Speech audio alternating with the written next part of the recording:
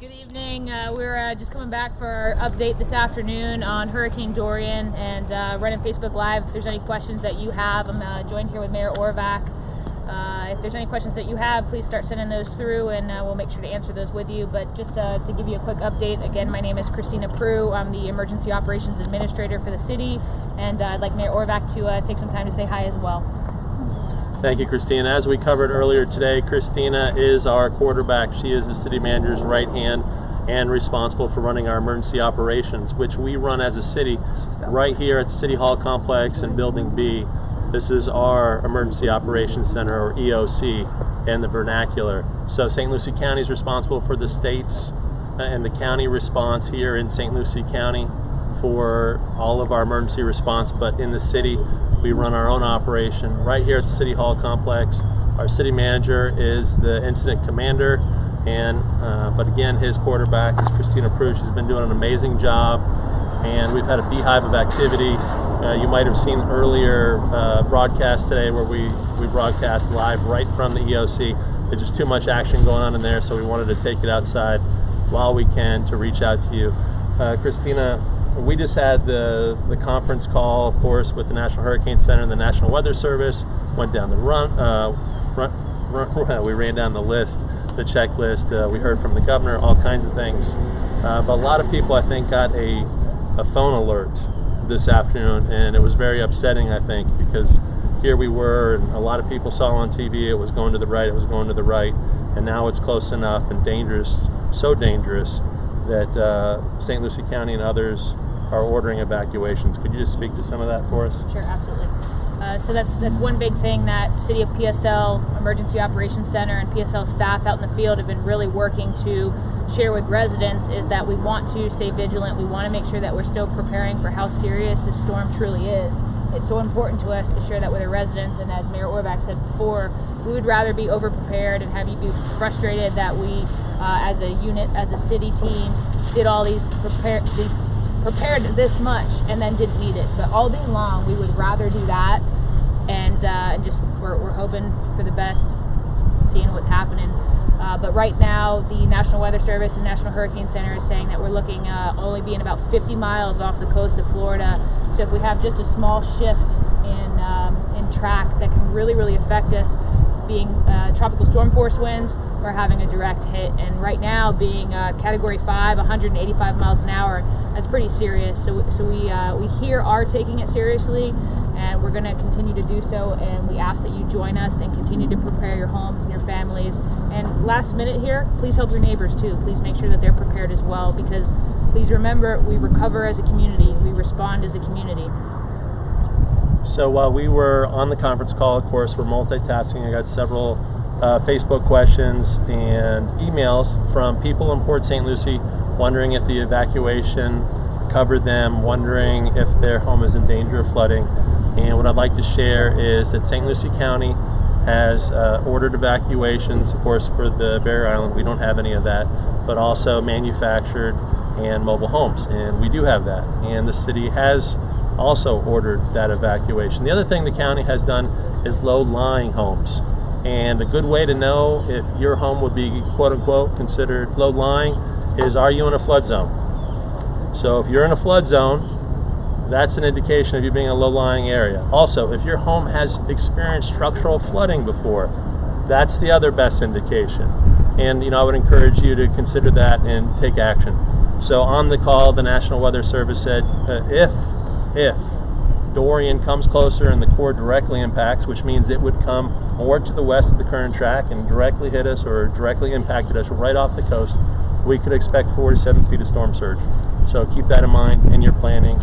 And again, Christina hit it perfectly. She's carrying that theme on from earlier today. We'd rather you be mad at us for telling you to prepare, and be relieved that we weren't directly impacted than to not be ready, to have it come sooner than we thought, and to have 185 mile an hour sustained winds here. So we just can't have that. We care about you too much.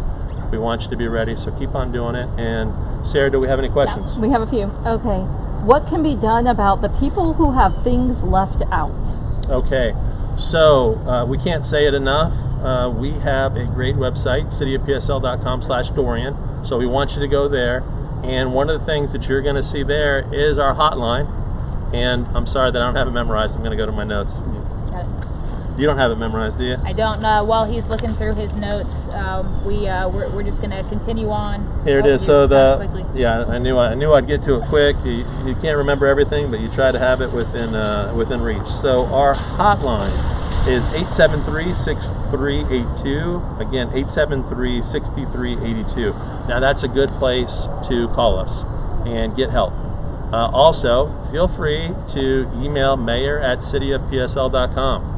We, Brandon, the team, me, we will route that to the right place, and we've been doing those calls all day. So if we have irresponsible contractors in your neighborhood on the many building sites across the city, we have forces out there that are trying to do as much as possible before the storm arrives. So please call it in now. We'll do our very best to use the remaining hours to get to it. And I would encourage you to take photos of it, just to establish what had happened in case, heaven forbid, those debris end up somewhere else as part of the storm. And Christina, you might want to close your ears for this.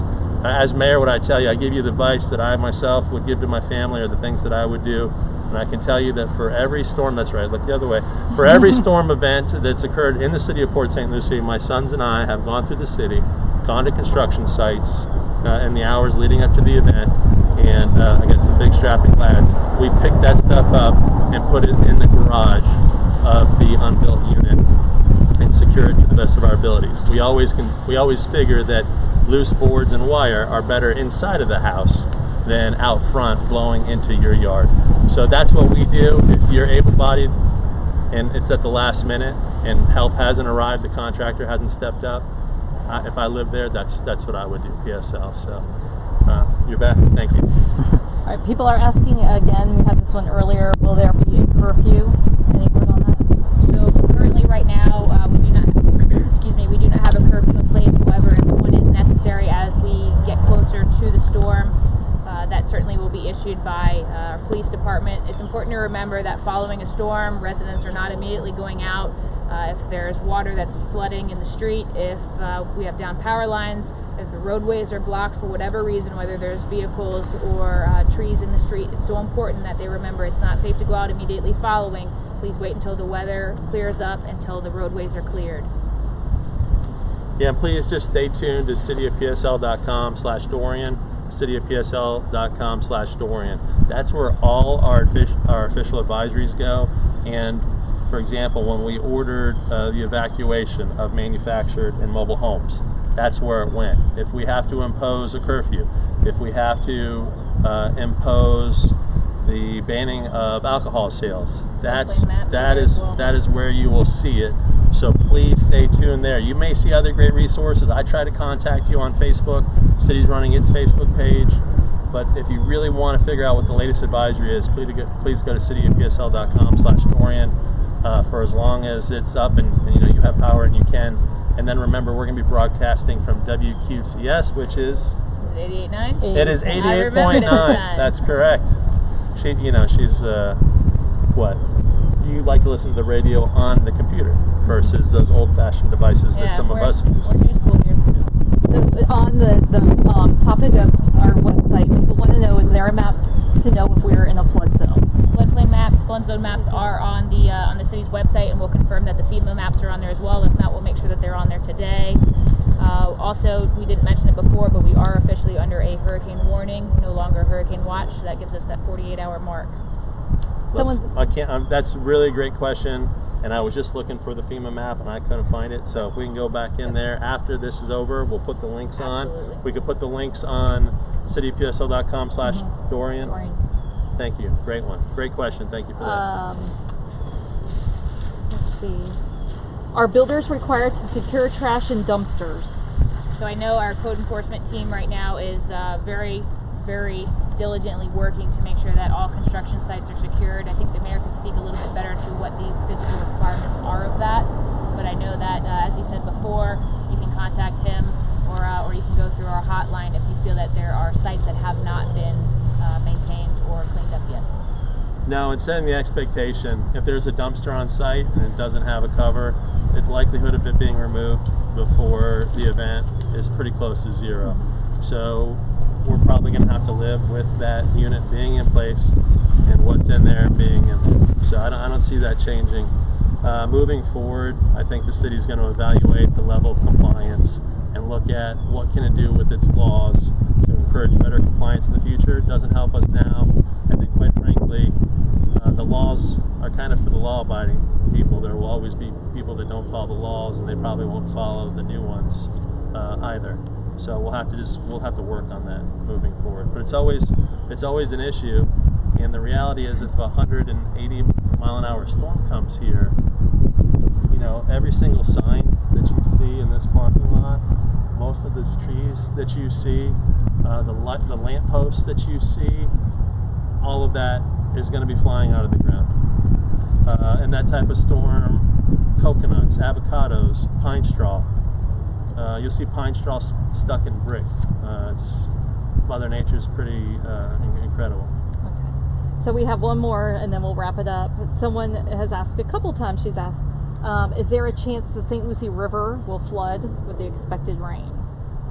So the National Weather Service was specifically asked that question, and they said that they didn't have models currently to significantly show and speak to that. But I think it's so important for us to remember that we don't expect it to be a major rain event right now, but it is only moving at 5 miles an hour. So we can see a lot change. We can see it stall. So it is important to make sure, if you feel in any way whatsoever that you are in a flood zone, or if you have flooded in the past, to please go ahead and use this time to evacuate. You have time right now. You can go to a shelter or a family member's house or a friend's house that is outside of that area that you feel that floods. What I would add to that is, there are different kinds of storms. There are wet storms, there are wind storms, there are fast movers, there are slow movers. So very few people have ever seen a storm like this as far as wind. It's not forecast to hit us, but even if it did, this is kind of a singular storm. But as far as wet storms, the city of Port St. Lucie, from a tropical storm Faye, had more than 13 inches of rain in a 24-hour period. So we know about wet storms, and we had very little structural flooding in the city. So with this, again, National Weather Service said 4 to 7 feet storm surge if we got a direct hit. They did not have exact modeling for the St. Lucie River. I'm just trying to shield the microphone. They did not have exact modeling for the St. Lucie River, but again, we would look into that same area as guidance. But again, it should leave us. It's not the flooding that would really impact us. All right. Well, that's all the questions we've got. But there would be Port St. Lucie. That's not including localized street flooding. Christina said it as good as anyone I've ever heard earlier today when she mentioned that streets are a secondary drainage system at the end of the day. What were your exact words? What did you say? Typically, when we're looking at flooding, if we're looking at flooding in the street, that's typically our runoff in our. You called it secondary something. I did. Yeah. I believe I called it secondary drainage. Yes. And he seems to have a better memory than I do. No, these days. that was busy. excellent, and it's true. And people from up north that move here aren't used to that. But the reality is that's how our system works. The swales fill up, then it fills up the street, then it stages up against your driveway, hopefully never getting to your garage, and then finally the finished floor elevation or the slab of your actual living area. That's how the drainage system works in PSL. And we've had some really terrible rain events. And by the way, just last week we had 6 inches of rain on Gatlin in 1 hour or less. So we're used to wet events, and the city does pretty well. The swales fill up, and we get a lot of calls about your swale holding water, but much better for your swale to be holding water than your living room. That's all the questions we've got. Thank you for tuning in. Can you? We do plan on coming back tomorrow at 1 o'clock. Okay, so Mayor Orbach will be back on with you tomorrow at 1 o'clock. Absolutely, if I'm able to, I'll be on as well. We just ask you to continue to take the time that you have right now. It seems like a beautiful day now. Use it, prepare. Again, we keep saying it, help your families, help your neighbors, and do the best that you can to make sure that if we do receive a direct impact, that you are as prepared as you possibly can be. All right, thank you. Thank you, PSL.